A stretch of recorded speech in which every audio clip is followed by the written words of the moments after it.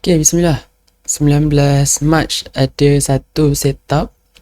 So kalau tengok kat sini ada resistor, lepas tu ada test dan ada breakout kat sini. 19 March hari Khamis, sehari sebelum raya dan Jumaat cuti. Lepas tu kalau tengok kat sini dia naik sampai petang, closing pun maintain, tapi opening hari Selasa lepas raya semua dia down gap. Okay, so kenapa setup ni dah tak jadi?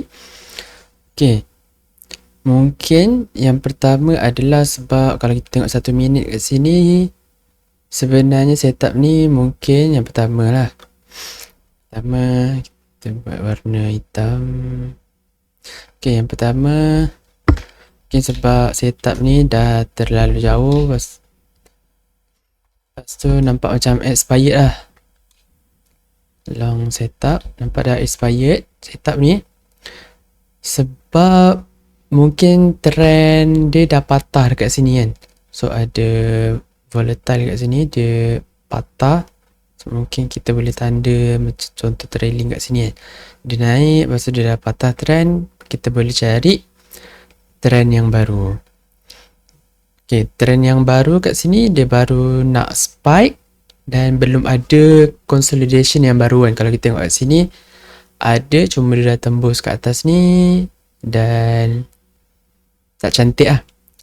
Sebab sebelum tu pun ada resistance kan dekat sini kan. Okay, yang kedua, tapi kalau kita tengok 3 minit, contoh kalau kita tengok 3 minit dia tak cantik sangat. Sebab kat sini pun tak ada breakout candle, dia breakout kat sini pun lebih kurang juga, pun tak jadi juga kan. Tapi kita tengok 1 minit. Dan kalau kita tengok 3 minit pun sebenarnya dia baru reversal kat sini kan.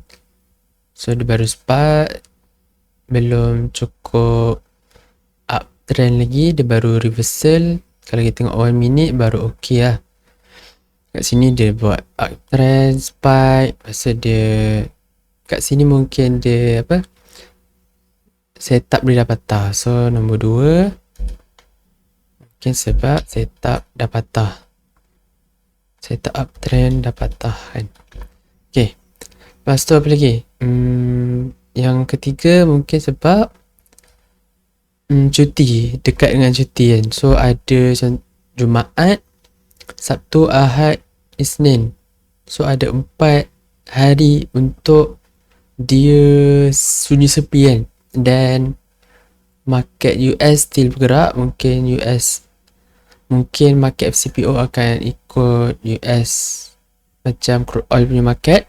So kalau dia jatuh, FCPO pun akan jatuh. So mungkin sebab cuti yang lama yang menyebabkan dia akan gap lah. Tapi kalau dia naik memang untung besar lah kan. Tapi malangnya kat sini dia jatuh kat sini berapa, 32T. Kalau kita entry kat sini, tarik kat sini dah negatif 24. Tapi kalau kita exit on market close Thursday tu kan, dapatlah dalam 15T kan. Contoh dekat big strong black candle ni kita exit, boleh lah dapat 15. Tapi tak kena dengan kita punya risiko lah. Kalau kita letak kat loss kat sini dah 20T kan. So lagi besar.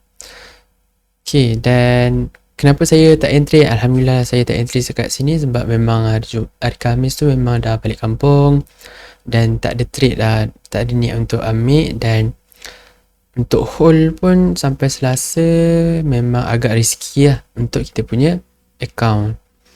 Dan lepas tu dia jatuh lagi. So apa lagi? Apa yang kita boleh improve? Okay, ni mungkin sebab dia. Okay, improve. Satu, cari current trend yang spike. Current trend spike. So sekarang trend ni dah patah. Lepas tu kita baru nak cari macam ni, baru volume naik.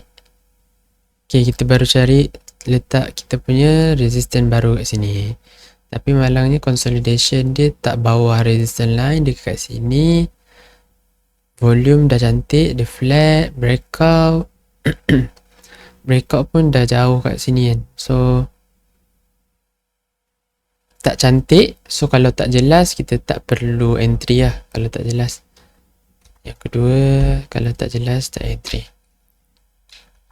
Kita improve, cari setup yang jelas lah. Setup yang jelas.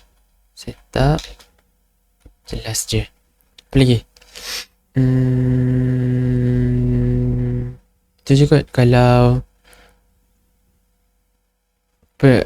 mungkin kat sini kot, kalau dah terentry dan nampak ada kat sini kan, nampak ada strong black candle kat sini, nampak ada sign dan tak cantik, terus cabut lah sebelum market close. Cabut sebelum cuti. Okay, so itu benda yang kita boleh control dan improve kalau kita jumpa setup ni lagi. Okay, itu je untuk recap hari Khamis 19 Mac. InsyaAllah kalau ada soalan boleh drop komen. Wallahualam.